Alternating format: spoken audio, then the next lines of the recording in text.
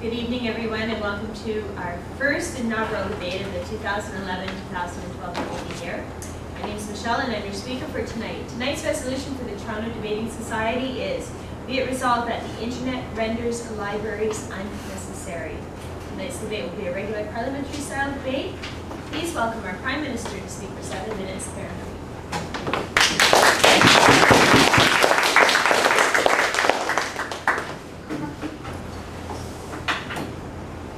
Thank you very much, Madam Speaker. The Internet renders libraries unnecessary. The government would like to define the terms in the resolution as following. Internet, a global computer network used for information distribution and communication. Renders, cause to be or become.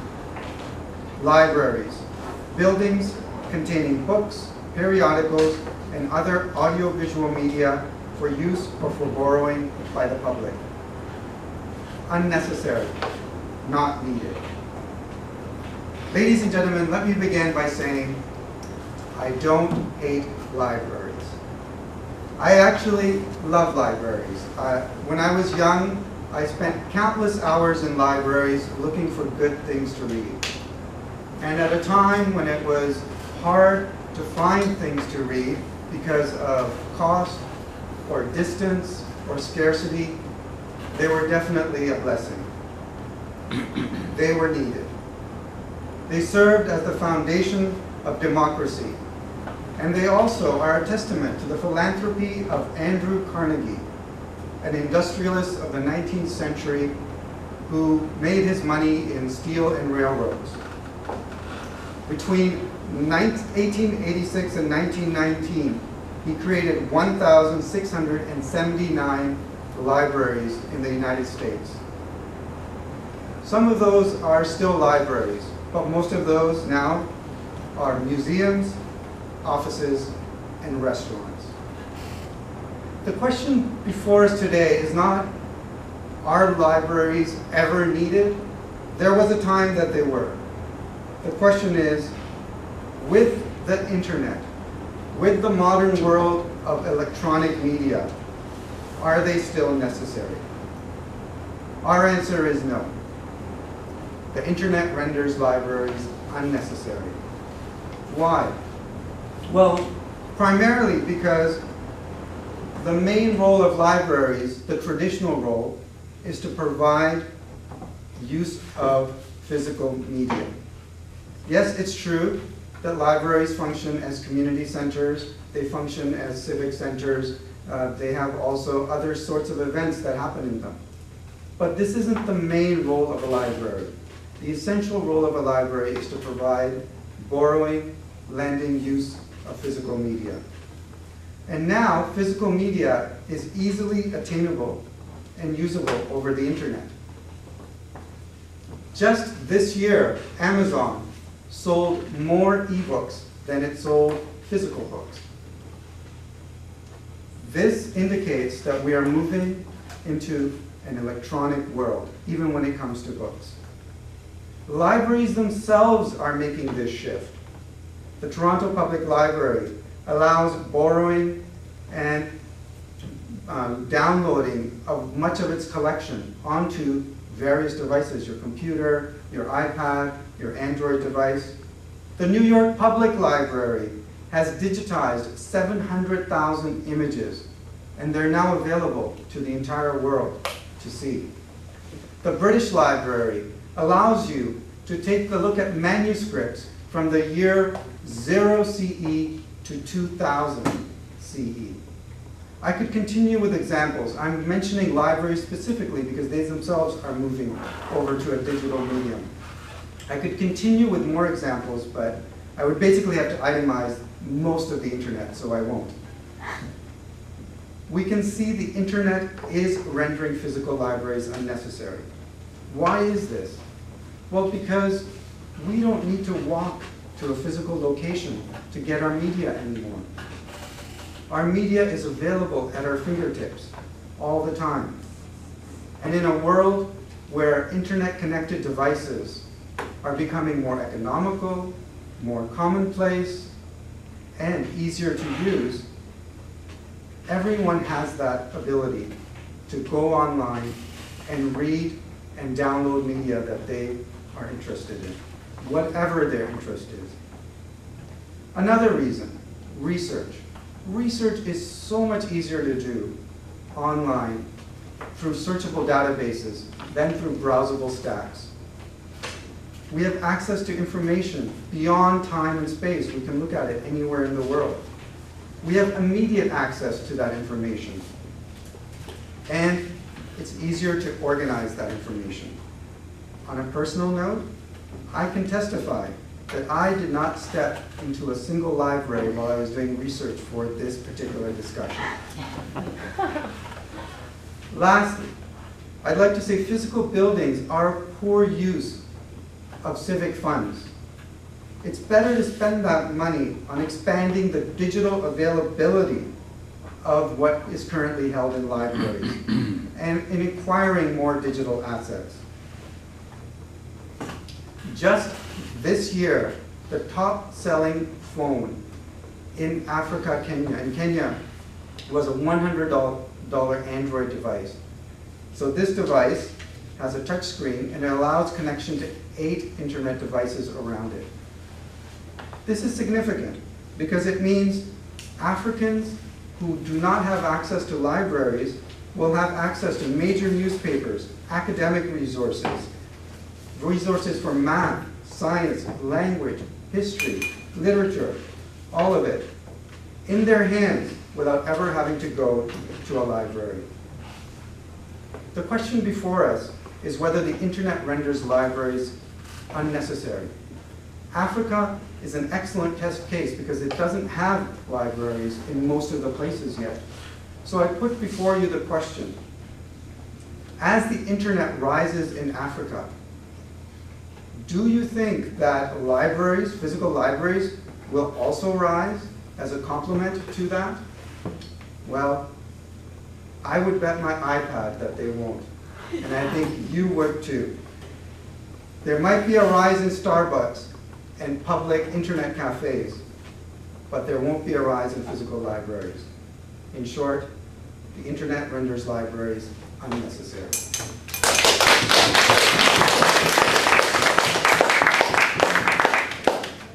Thank you very much, Mr. Prime Minister. And now to introduce the opposition's viewpoint, please join me in welcoming the Leader of the Opposition for 7 minutes.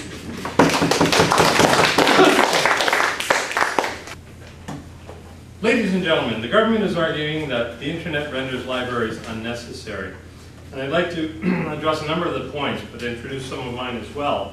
Firstly, basically the government's saying that libraries are big boxes with books and information and maybe some computers in there with a bunch of information that's really not relevant or useful to people. And the internet connects to little boxes in your hand or on your desk or whatever, and gives you all this information without the waste of space and books and the like.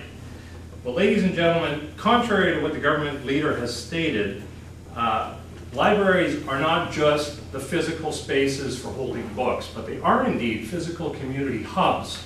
And whether or not they discount that as being irrelevant, ladies and gentlemen, we find it very necessary in today's digital age to have a sense of community at a local level, whether or not you are talking about Africans accessing drought conditions.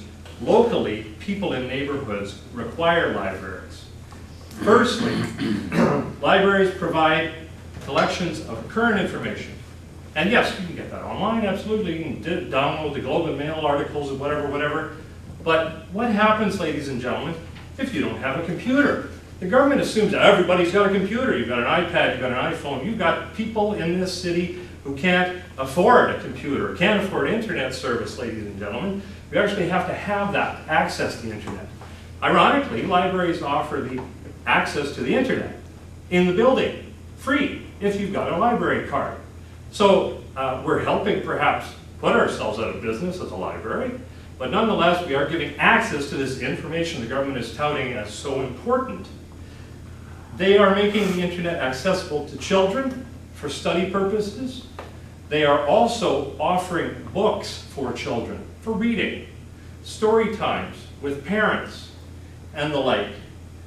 Services that are offered include Wi-Fi, in branches for free if you have a laptop, so you can access the internet, but you can also use word processors as well as computers in the library.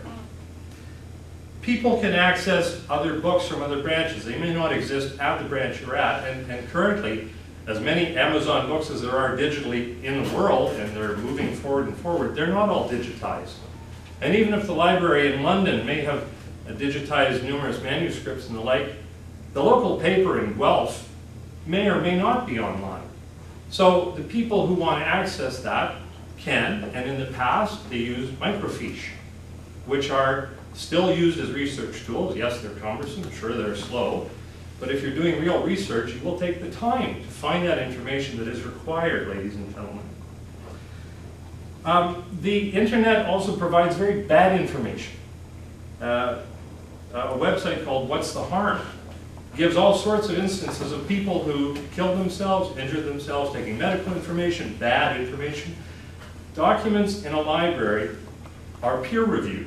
Medical books, other books, scholarly documents are peer-reviewed by people for safety, for relevance, for importance. And sure, yes, you can access manuscripts online. But again, the number is not there, and practically in the city, you access what you need at the time you need it. What do libraries offer that the internet doesn't? In the buildings, they offer literacy programs. Now, I want to see you take a literacy program and put it online. Good luck doing that, people. It's not going to work. English as a second language training for new immigrants. The TD Canada Trust Summer Reading Club for kids here at the Public Library for almost 10 years. Kids at Computers program, teaching kids to use computers, not necessarily the internet, but computers. Guest authors and lecturers, and yes, you can see them online giving speeches wherever, but it's nice to have them in person in front of you and visit and talk with other people, live and in person. Formal after-school programs for children, students. Babysitting is technically done at the library, not traditionally, but it is a service provided for kids who come out of school, parents aren't home, it's a safe place for them to sit. Now, the internet, unfortunately, doesn't do that. In fact, it can be more dangerous for children if they get involved with the wrong websites. And there's no filtering out in a child's mind. Generally, those sites are not permitted for children accessing it through a children's library card. They offer community spaces. Michael Cole will tell you, for example, that his group offers his presentations at a public library branch at a reasonable cost. It offers space for people to use. Schools are not open throughout the summer. It's an opportunity for people to get together. Librarians provide recommendations to people, direction for people. You can Google all over the place on the internet, but that's not necessarily the best way to find information. People at the branch who know what your likes and dislikes are can suggest, recommend, or point you in the direction of new books, new literature, new authors, and the like, or people who might be coming to visit.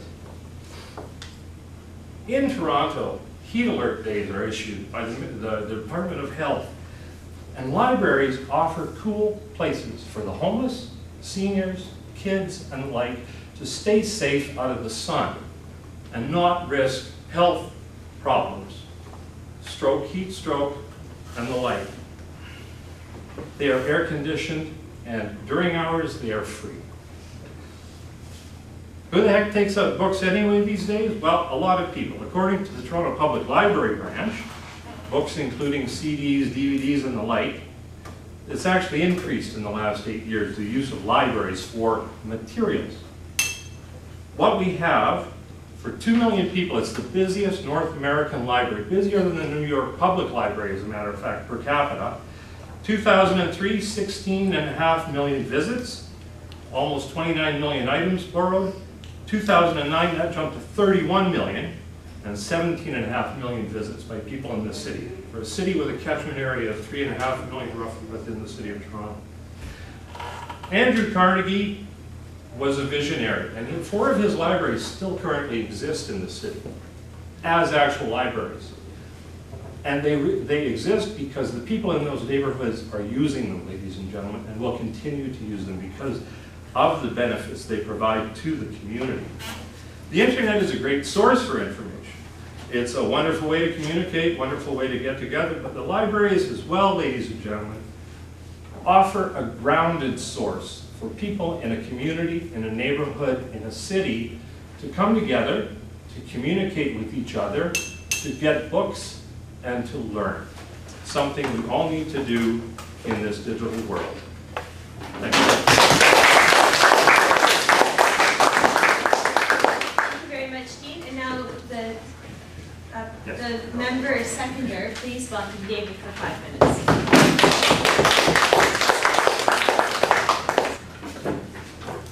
Thank you, Madam Speaker. The Leader of the Opposition questioned the definition of the library which the Prime Minister gave, and I don't have it verbatim, but he did say it was actually a physical building that contains hard copy books, documents, and electronic sources as well. He questioned this. He says a library doesn't have to be a physical place. But then he goes on to show exactly why a library needs to be a physical place, because it can have all kinds of community programs, and people can go in and get guidance from librarians, and people can go in and peruse their favorite periodicals. All of this requires physical space with hard copy containment. So I think he's trying to have his cake and eat it too here. He says a library is not a physical place because it's something that bestows a sense of community. And he goes on to speak about the children's programs and the after-school programs and the literacy programs and everything else that goes on in libraries. Well, tonight we're in a building, the Swansea Town Hall. It's a community center. It has a little library downstairs, yes it does. But its main function is to cater to the community with all of the programs the Leader of the Opposition has mentioned. They're all out there on that bulletin board. Dance classes, jiu-jitsu, everything else. So these things go on in community centers. Let us not confuse the community center that's available in any city or small town across Canada, in church basements, in community halls, in community centers, in schools, and auditoriums, and so forth. We do not need to house these activities in a physical library as such. He then goes on to say that he speaks about book transfers. Well, if we don't have a book here, they'll bring it in from some distant library to your library. Well, yes, of course, but I mean electronically we do that as well. He speaks about getting bad information on the internet. Well, if I'm looking for a copy of Moby Dick, I don't see how I'm going to get some kind of a bastardized copy that's going to depart from Herman Melville's prose. If I'm looking for a specific document, or if I'm looking up a specific periodical, I can rely on what I get in as much as one can rely on anything these days. I mean, if I'm looking up, for example, the New England Journal of Medicine, and I see a particular article there about the effects of tobacco, who knows that it may have been written by a tobacco company. They're buying up the journal. So all information is questionable. Libraries don't have a copyright on truth. He speaks about getting directions from librarians. You know, well, if you like this, or perhaps you'd like that. Well, you see that every day on computer screens. People who chose this particular link were also interested in this particular link. Nothing gives you a big old bloodhound trail more clearly than the internet. You are taken exactly along the path that you want to go. He spoke about the numerous visits at the Toronto Public Library, so many million last year. Well, it doesn't begin to, it pales by comparison when one looks at the number of hits of Amazon.com and so forth, and the hits on current news sites, anything, the Huffington Post, the trusted sites on the internet, are the hits number in the billions. So what goes on in libraries is quite incidental when it comes to that kind of thing. The point that was mentioned by my colleague, the Prime Minister, he says that, well, he didn't say in as many words, but the substance of his discussion was that the general drift of technology has been toward data coming into your home, just the same as through a faucet, instead of actually having to go out and get it. And that is the trend of the times. We are going to be faced by austerity, by terrible cuts. And politicians are going to, when we see it already, for example, in Mr. Ford recently speaking about possible cuts to the Toronto Public Library. If those cuts come about, libraries will be somewhat forced to go the electronic route. Now, I would ask you to bear in mind that we are not here tonight to talk about pitting the comfortable old halcyon image of you curling up on Boxing Day with a book that was given to you by a loving family member on Christmas, and here you are by the fireplace cracking open a volume by your favorite writer, and comparing that to standing up in the subway train and reading something on a Kindle. But you can split those images too. You can have the Kindle by the fire and the treasured volume in the subway train. So the point is that we are not trying to capture a yesteryear, where doctors made house calls and there was no advertising at the movies. We would like to see those days continue. We are talking about the inevitability of what's going to happen, not how desirable it might be. It doesn't give us the warm cozies or the warm fuzzies. No, it gives us the chills. But its inevitability is a retrograde, and that's what we're talking about here tonight. How can libraries hold up when their essential key service, the provision of data, is going into the virtual cloud? And that's the way information is going. Nobody thinks anymore about carrying around knowledge as if it was ownership, as if it was something that you possess. You don't know that. It's out there in the cloud. Textbooks are going around. He also spoke, the leader of the opposition, about the fact that not everybody has a computer. Well, what they do? Not everybody has a telephone. I mean, do we turn our backs on the very things that we need that benefit so many of us because not everybody has it? Yes, it's unfair, but then hell, so is death and the price of whiskey. So, I think we can leave that point on that note. Thank you very much.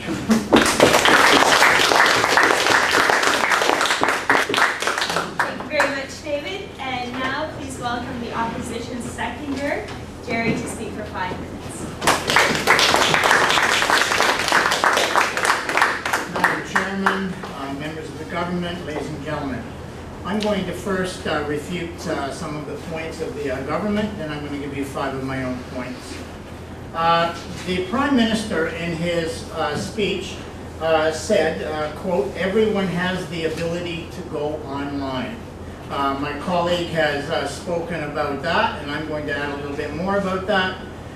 3 things are needed if you have the ability to go online. You need money, obviously, for a computer or some sort of way to get online. You have to have some skill, and you have to have access. Not everyone in Toronto, certainly not everyone in the world, has these 3 necessities. So I would very greatly refute the idea that everybody has the ability to go online. Secondly, a member of the government said that a community center offers all of the kinds of things that a library does. Again, I totally disagree with that. Community center offers dance classes, all sorts of activities. A library does not handle those same things. A library is primarily a center for education, reading, learning, research. Totally opposite. They are not unnecessary. And also, my third point that I would like to refute, I believe his word was visits to the library are incidental. Well, I would like to know how 31 million visits to the library are incidental. Are we to believe that those people don't have computers? I'm not sure. Why didn't they use their computers? No, they chose to go to the library. They could have gone on their computers, but they didn't. 31 million people visited the library out of their own choosing. Okay, I would like to now make some points of my own. First of all, my colleague has talked about guest authors. Authors and publishers get a large incentive out of the showcasing of their books at libraries. If libraries are not around, the incentive it's a negative incentive towards these authors and publishers to writing books. And without books, you can't read anything on a Kindle or anywhere else. Books have to happen. And libraries are a positive inducement to that. Secondly, my colleague also mentioned about librarians. I'd like to further add something. Librarians are educated, trained, skilled assistants. And I bet there's not a single person here, including these learned colleagues, learned government people, who has not gone to a librarian and asked for assistance. You can go all you want on, you can talk to your computer, you can Google this, that, and the other. You will not find the type of skilled assistance that you find with the librarians at the library. My third point, and this is something that we don't often think about. Libraries, as we've all seen in many movies, you've all seen the matronly librarian. Shh. Libraries are a place for silence. There are many, many people who seek that silence. Students, harried husbands, kids who just want a place to curl up on a couch with a book. Okay? It's a place to get away from whatever your busy life is about, a place that you can just relax, focus, and read if that's what you want to do. So you can sit all you want in front of your computer, but if your family's around you, it's a noisy place. Number 4, we look at the computer as a great research tool. However, professors at university, and this is from Wikipedia, professors at university have found that undergrads only look at 0.03% of the web when they actually do research. Professors say that is not enough. They're turning in shallow papers, there's no depth, there's no primary sources, something, that's only found in a library. It's not going to happen. Professors do not like research totally done on the computer. Finally, in the future, technology is changing so fast that if we do not have books, if we do not have physical libraries, people in the future will not be able to access what we have today because of the changed technology. Thank you very much.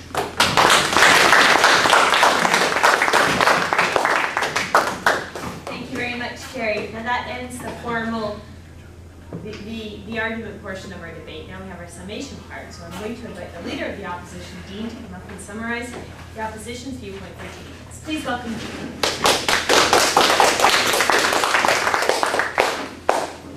Thank you, ladies and gentlemen. Again, as we have argued, the internet renders libraries unnecessary. In fact, we disagree with that. Basically, in essence,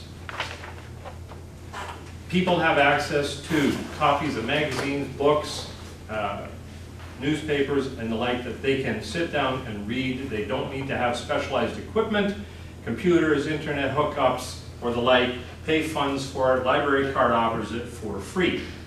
Yes, you have to go to the library, but ladies and gentlemen, that's the price of knowledge.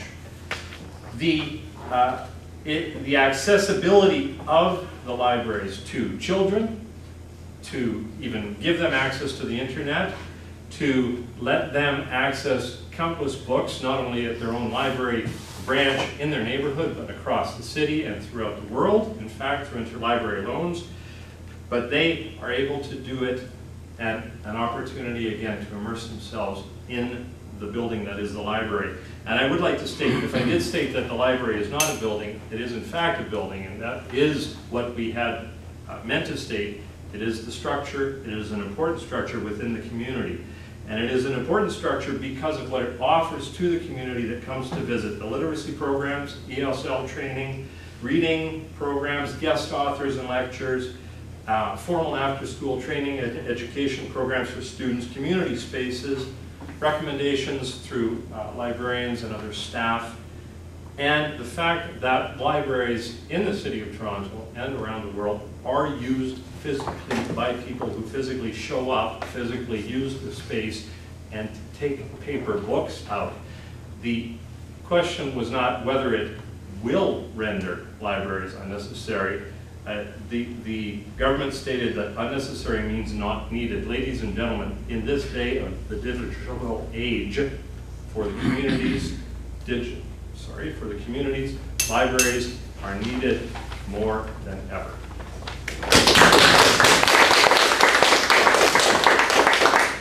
Thank you very much, Keith. And now for 2 minutes to sum up the government standpoint, please welcome the Prime Minister of Fairfield for 2 minutes.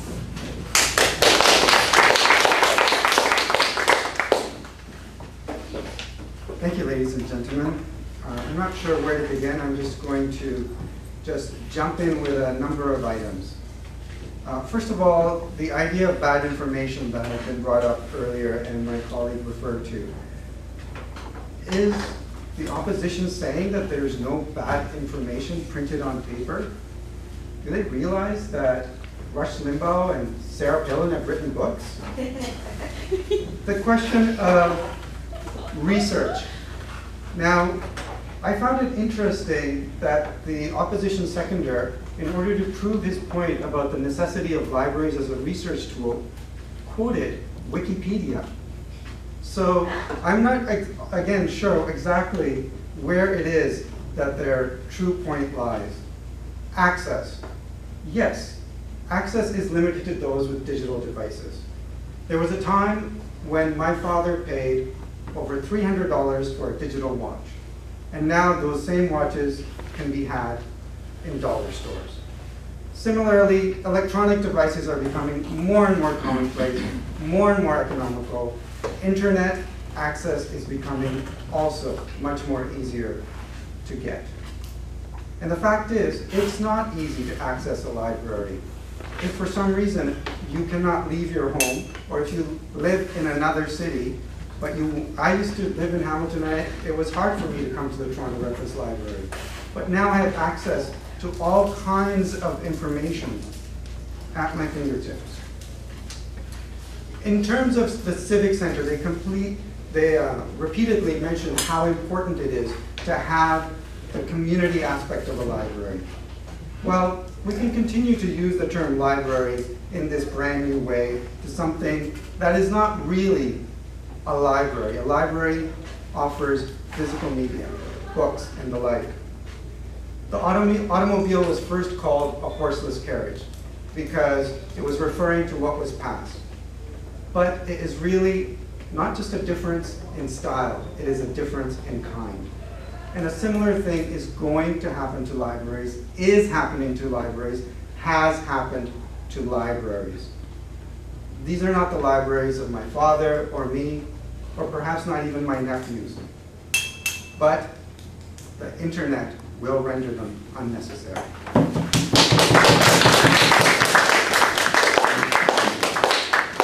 Thank you very much, debaters. At this point in time, I would like to invite our adjudicator, Dave, up to give us his verdict of the debate for 10 minutes. Please join me in welcoming Dave.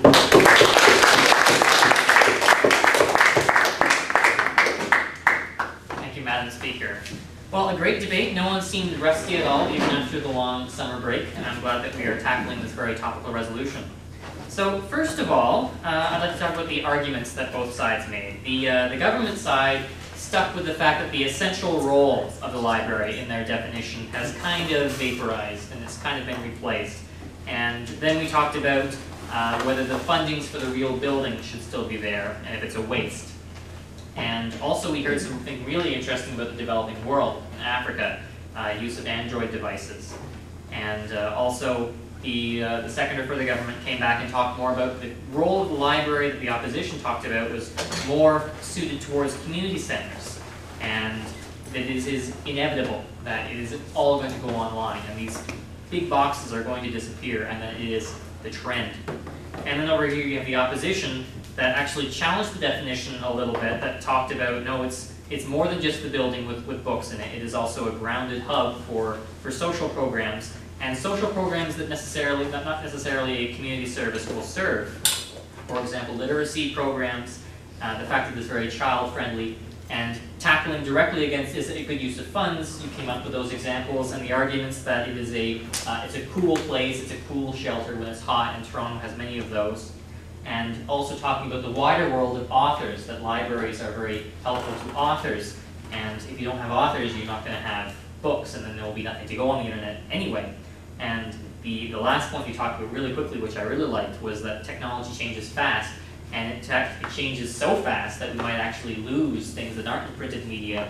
And in fact, what I really wish you had used to challenge that was that when the government came in and said, it is inevitable that we are going to move to the internet, I wish you had said it is inevitable that all that technology, all these ebook readers, we're going to lose that, and we're going to have to replace it with something else. So excellent arguments, very, very good arguments. By just comparing up the math, the argument side was won by the opposition, and actually a bit of the summations fold into the arguments as well, because that's where I want to hear about them again, because of course I've tried to keep good track of the arguments, and I want to hear them summarized again, because I want to hear what each side thinks they thought was important and what I think was important. And I thought that the opposition did a really good job summarizing their case the way that I understood it. And unfortunately, Parampri, I didn't really get a good sense of the entire flow of your argument. And in fact, the developing world completely disappeared from your summation, and you had a lot of new evidence and a lot of extra points, so I had to make some docs for that. And actually, the overarching trend that was kind of explored here was that we've got, it's not so much a community, it's very much a community, and then the community thing could have really been explored more when you said, well, what about the global community? Like coming back to Africa and the developing world, people using Androids in Africa, and we're not going to be building more box libraries there. So part of what I thought your entire argument could have been kind of dissipated. So that's where the opposition kind of shone through with a concise and consistent argument.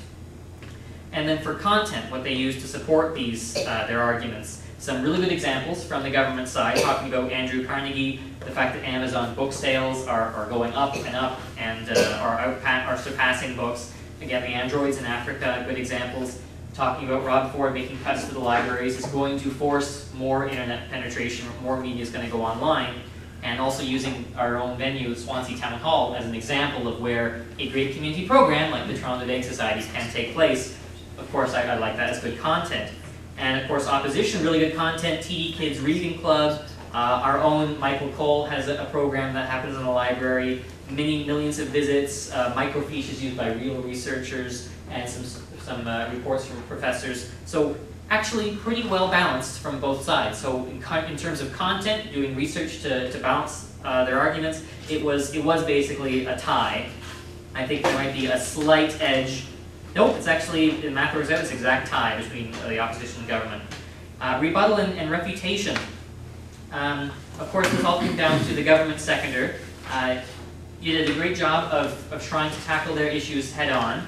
Talking about that the visits of the internet pale to what the visits of the net are, and then of course the opposition actually countered that counter and talked about, well, with the internet there's no depth, and what happens if you don't have a PC to get those hits. And actually, as we heard from one of the comments on the floor, is that there's no statistic that came from either side about how much the net is penetrated. So that actually would have been a great place to interject that. And opposition again, what happens?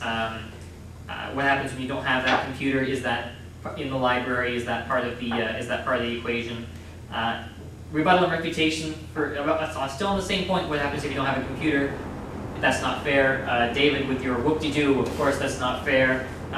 Death and the price of whiskey is also not fair. So actually, good style points for that as well. And I thought it wasn't a bad rebuttal either. Like you can dismiss an argument, dismiss content in many ways, and I thought that was a legitimate way of dismissing it. Not everything is fair. Computers make recommendations. Actual trained librarians make recommendations. Really good points from both sides. And of course, talking about the bad information that can come from the internet. Well, is it relevant or is it irrelevant? So rebuttal and refutation was actually quite well done by both sides. Slight edge for the opposition in terms of rebutting all those arguments head on. And in terms of teamwork, the government side I would say that their teamwork was somewhat connected, mostly because there was no follow-through from what I felt was their overreaching theme, like the going into the larger community, like the developing world. And I just thought that could have been better if the arguments were better synced up, if they were coupled together. And opposition, your message was more concise, even though your arguments didn't necessarily overlap, but they kind of fit your overall idea, and that was actually well summarized in your summation, so I got more of a consistent picture from the opposition. Style and rhetoric, no points lost here. Everyone is very good at developing their own style and their presentation style. Parampri, I liked your comment about I didn't set foot in the library when preparing for this debate, and I'll go back to David, the whoop-de-doo, life isn't fair, that's a great style. Unfortunately, in terms of overall style, it was kind of hard to get a grasp of your arguments because it was more of a list, a continuous stream of consciousness about ideas about libraries. It was kind of difficult to follow, especially when you contrast that with the opposition's more organized flow, and they actually had numbered points for me, which was helpful. And again, the opposition, your style of shh, when you made that part of the presentation, that really resonates with a lot of people. People think about that when they think about libraries. So in terms of style, that's great. And so another pretty even, but a slight edge for the opposition on that one. So when I combined up the total from all these different categories, the government was defeated by the opposition, and the government received a score of 59 to the opposition's 66 out of 100. And the best debater, I felt, was Jerry.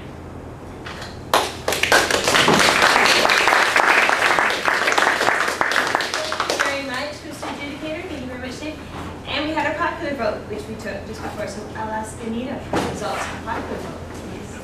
The government was 8 and the opposition 5. There we go, return to our old habits of the opposite coming through. So congratulations, gentlemen, congratulations, government, for the